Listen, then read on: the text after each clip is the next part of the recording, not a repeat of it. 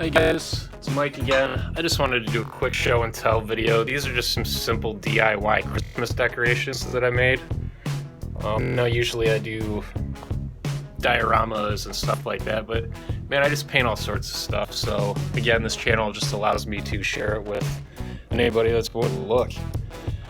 So yeah, this is an old piece of tub surround. Basically, I just cut out my image and then just painted it on the tub surround. Got some CPVC there, obviously, and just taped it. And then I just stick it in the ground. I use some good weatherproofing duct tape. But yeah, really easy, super fun.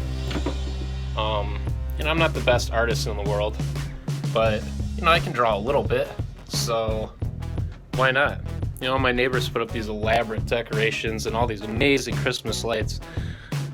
Well, I just do this, and then as soon as they're done putting up all their lights, I just walk out and stick these in the ground. And fun, simple, spreads the Christmas spirit. I'll show you this one too.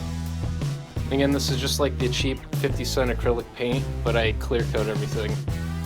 Pretty good. I live in Ohio. I think these things have been out this is the second season, so they're really in good shape still. But again, fun, easy, simple project.